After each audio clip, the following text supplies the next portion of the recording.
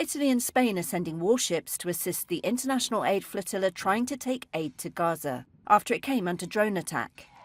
The global Sumud flotilla is using about 50 civilian boats to try and break Israel's naval blockade of Gaza. Many lawyers and activists, including Swedish climate campaigner Greta Thunberg, are on board. An Italian frigate was sent on Wednesday, hours after the global Sumud flotilla said it was targeted by drones in international waters off Greece. Italy is sending a second ship to support a humanitarian flotilla bound for Gaza. Earlier, Spain said it would deploy its navy to support the fleet. Italy's defense minister says the move aims to protect 58 Italian nationals who are part of the mission. It comes a day after some of the vessels were attacked by drones. Activists say 3 ships were damaged. What I would like is for the aid that the flotilla is bringing to Gaza to reach Gaza, and for none of the people or vessels involved to suffer any harm. We are working on this, which is why an Italian ship has gone there as a precaution, which has approached the flotilla. We're negotiating to try and find a way out that will allow us to achieve the best possible result with the arrival of aid in Gaza and, on the other hand, not putting the Italians in any danger. I don't know exactly what might happen in the coming hours and weeks because of the accusations that the government of Israel is making against those members of the flotilla from 45 countries. I have to tell you that we are concerned. We are going to send a ship to ensure that we can rescue them and they can return them to Spain. I say to Israel, Spain will protect its compatriots diplomatically and politically. Well, the flotilla is comprised of more than 50 boats from at least 44 countries. It set out late last month from Barcelona, Genoa and Otranto. The journey had included stops in Catania, Syros and Tunis, and it's now continuing across the Mediterranean towards Gaza. Activists also faced drone attacks near Malta and Crete, with explosions reported on several boats. A senior lecturer in international relations at the University of Edinburgh. Very good to have you on the programme, sir. Spain has recognized the state of Palestine. Italy has not. But are you seeing sort of a turn of the tide here with more and more countries now actually putting real pressure on Israel, like these 2 countries sending warships to escort this flotilla?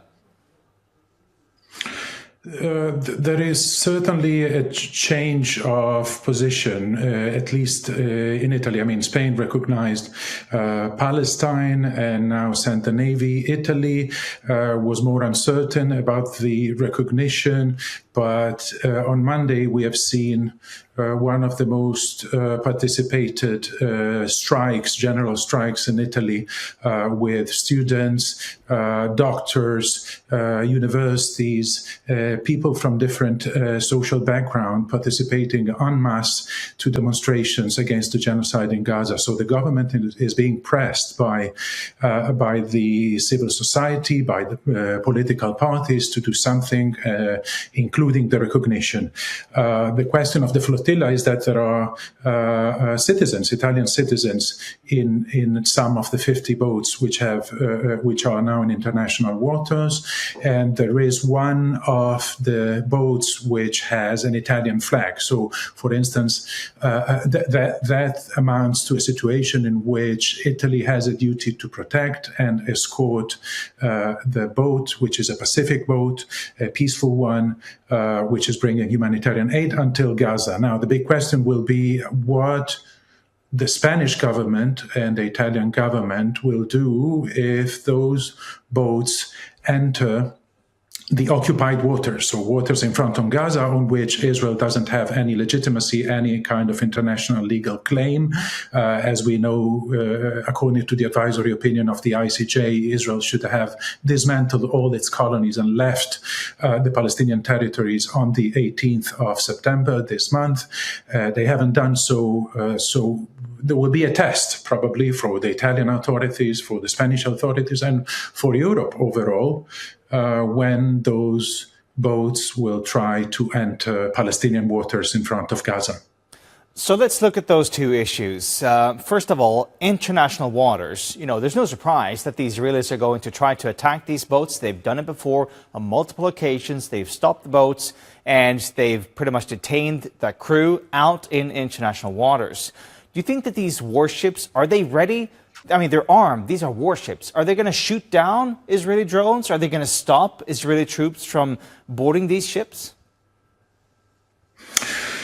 It's very different to forecast what's going to happen. I think that if they are really protecting the boats and they're protecting their citizens, if their citizens and the boats are going to be attacked by Israel, they will have to react. So in principle, yes, they should react.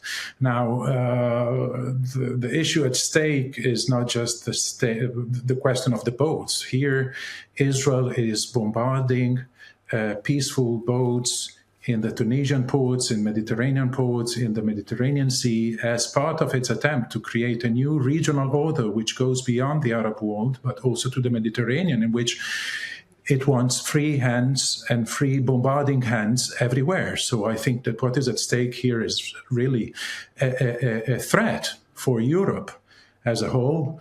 And I think that Europe should react. And I think that also non-European countries, southern Mediterranean countries, but also non-European countries should join the efforts to protect the flotilla until it arrives and it reaches Gaza. But of course, one thing is what they should do, another thing is what they will do. But now you have Spanish warships, you've got Italian warships heading towards this flotilla, trying to protect it. You mentioned that once it enters the waters outside of Gaza, what will happen? I mean, do you think that we're going to see Spanish and Italian warships escorting this flotilla all the way to the Gaza shores?